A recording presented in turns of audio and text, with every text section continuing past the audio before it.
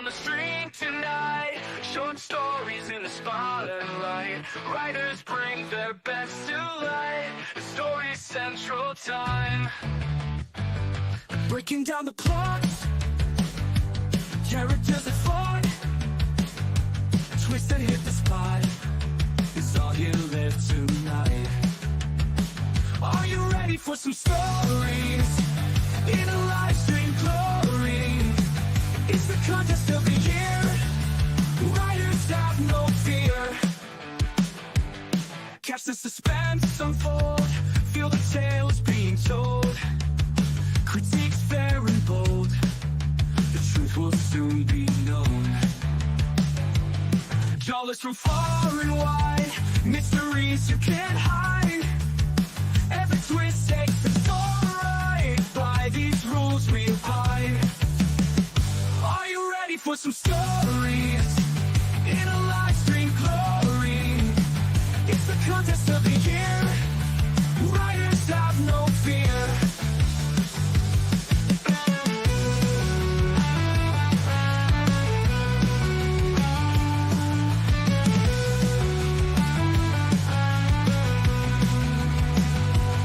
Breaking down the plots.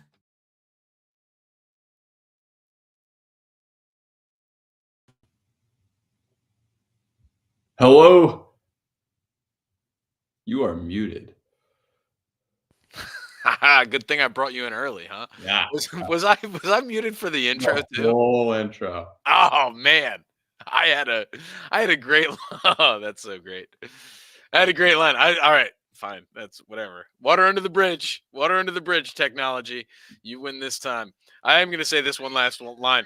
There's a cabal of squirrels in a park near you. What are they plotting? Dangerous right. Too. Yeah. All right. So off to a rocky start here on this Friday, but that's fine. Our authors are not. Basically, what we're here to do is analyze the top 3 stories of the day that have been submitted from authors across the internet. So every day we reveal a prompt at the end of our live stream, field submissions. The top 3 then get voted on by the public, and we reveal the winner at the end of each show. So what does it take to get into the finals? There are 3 elements that triangulate to create a story. That's the plot, the characters, and the setting. The closer an author can strike to the center of each element, the more engaging, visceral, and exciting that story will be. So, bearing that in mind, Greg, what do you think the authors are going to have to be focusing on when dealing with something like today's prompt, which is deep in the city park, a mysterious cabal of squirrels works together to protect their home from a dangerous threat? Well, I think there's 2 things. What is this mysterious cabal of squirrels? What's the hierarchy of working together? What are their goals? But most importantly here, I think, is the dangerous threat. Mm-hmm. It's deep in the city park. That's precious territory. Winter is coming, Tom. There's a lot of conflict that's already sort of vaguely gestured towards. We need some definition. We need some definite threats. Right. Yeah, it'll be interesting to see. The plot is really up for grabs, and the characters and the setting is sort of defined. So it will be interesting to see how the authors use those 2 factors to help heighten the suspense of the plot. So yeah, that'll be great to keep an eye on. All right, we had 3. Let's take a look at the leaderboard real quick. Slice, like I said in the muted intro, taking a victory lap on the week, already won. Just submitting it just for the love of the game. Love to see it. So Slice in a commanding lead. Nacho's story now going to leap into second because Meat French, for the 3rd day in a row, fails to submit an entry. So what started as a great week for Meat French has now turned into a sullen 3rd place. It's almost like 1st place, and then that was it. Climb to the top. Yeah. One and done. It's they call it a one-hit wonder in the music industry. I wonder what they call it in the Clash of the Pencils industry. Hasn't even been made up yet. I don't know. All right, so enough of all the pitter patter. We want to get into the cabal of squirrels and what they're up to. So our first story of the day coming in from Mr. Whiskers. Just past the cherry trees of High Park, a deep and mysterious forest lurks, home to the Cabalian squirrels. In the daytime, many leave their home and roam around the city in search for the secret weapon that will stop the invading chipmunks, and at night they retreat home. Thousands each day perish from car tires and lurking chipmunks who attack. Man, I wish I could be a searcher, Melvin told his watch buddy Bartholomew. It's so boring standing here. No chipmunks or humans have crossed into our territory in 5 years. Be quiet, Bartholomew hushed. Stephen will have our butts if he sees us slacking off. Even so, you're too fat and can't run. You'll get run over by a car the minute you step out of here. Discouraged, Melvin returned back to watching over the entrance. The pink trees and lush green forest seems to dull to him. After his shift, Melvin retuned to his apartment. A small hut made out of sticks formed together with dirt and leaves perched on a tree branch, and started scrolling on squirrelgram reels. On there, he saw countless motivational reels, telling him to get out of his comfort zone and find himself.